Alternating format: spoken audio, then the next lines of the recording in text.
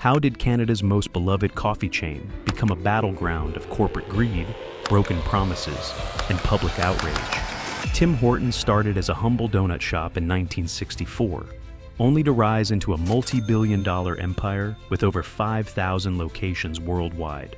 But behind its friendly image lies a history of failed U.S. expansions, controversial takeovers, and a growing divide between the brand and its loyal customers. The 1995 merger with Wendy's was supposed to fuel its American dream, but instead, it led to years of struggle and an eventual split in 2006. Then came 2014, when Tim Hortons fell into the hands of Restaurant Brands International, RBI, igniting a wave of cost-cutting, franchisee revolts, and public backlash. Despite its dominance, Tim Hortons is no longer untouchable. Once a symbol of Canadian pride, it now faces a crucial question. Can it reclaim the trust it has lost, or is its golden era already over?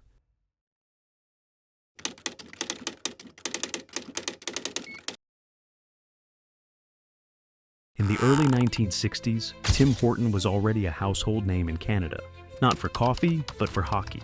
A star defenseman for the Toronto Maple Leafs, he had built a reputation for his toughness on the ice.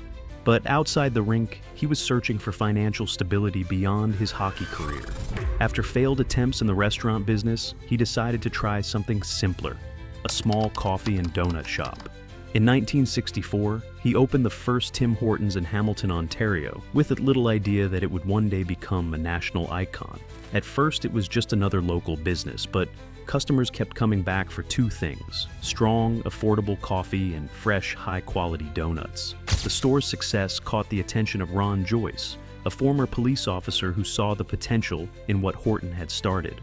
The two became business partners in 1967, with Joyce taking on an active role in expansion. Unlike Horton, whose focus remained on hockey, Joyce had the vision and discipline needed to turn Tim Hortons into something much bigger.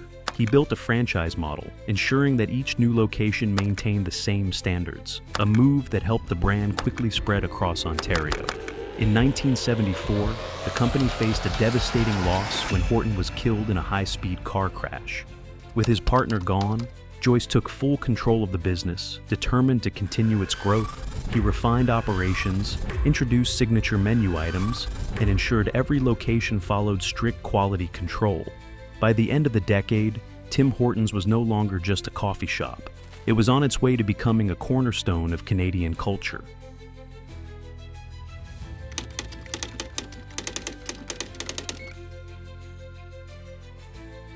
Following Tim Hortons' death, Ron Joyce became the driving force behind the company's aggressive expansion. By the late 1970s, Tim Hortons had grown beyond Ontario, establishing a strong presence across Canada. Joyce focused on consistency, ensuring that every new franchise followed strict guidelines for product quality and service. Unlike many competitors, Tim Hortons didn't rely on flashy marketing. It built loyalty through affordable pricing, fast service, and dependable coffee. One of Joyce's most significant moves was the introduction of Timbits in 1976, bite-sized donut holes that became one of the brand's signature items. This simple yet effective addition helped reinforce Tim Hortons as more than just a coffee shop. It was a go-to destination for Canadians looking for a quick snack or breakfast. Throughout the 1980s and 1990s, Tim Hortons continued to dominate the Canadian fast food market, overtaking competitors like Country Style and Robin's Donuts. The company expanded beyond urban centers, reaching smaller towns and highway stops, making it a daily ritual for commuters, truck drivers, and families alike.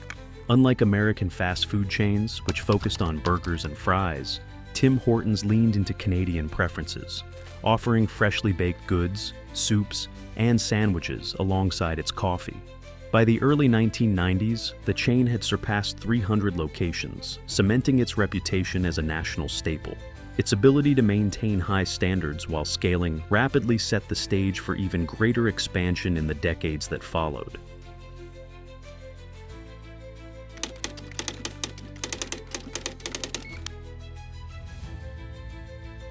By the mid-1990s, Tim Hortons had grown into Canada's largest quick-service restaurant chain, but Ron Joyce saw an opportunity to expand even further.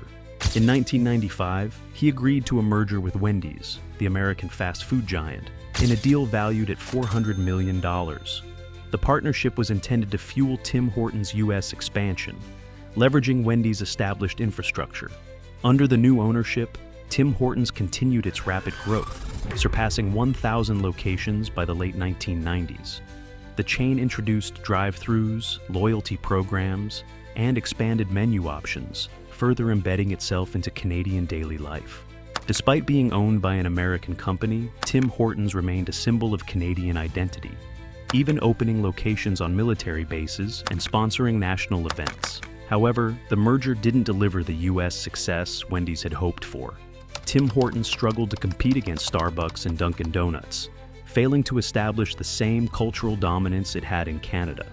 By 2005, Wendy's shareholders pushed for a separation, arguing that Tim Hortons had outgrown its parent company.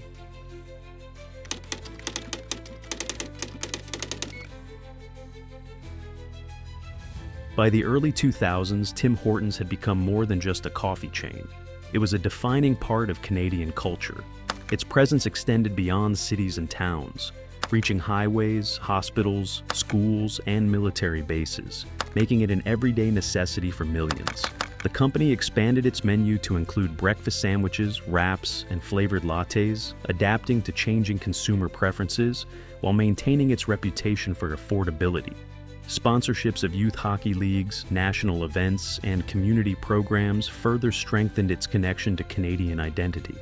Even Canadian immigrants, unfamiliar with the brand upon arrival, quickly adopted it as part of their daily routine, reinforcing Tim Hortons as a shared cultural experience.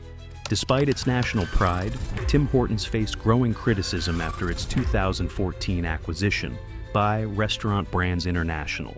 Under RBI's ownership, franchisees accused the company of cutting costs at the expense of quality, leading to backlash from loyal customers. Labor disputes and reports of mistreatment of employees damaged its public image, and failed attempts at international expansion in the US, the UK, and China raised concerns about its future growth. Yet, despite these struggles, Tim Hortons remains Canada's largest quick-service chain, with over 5,000 locations worldwide.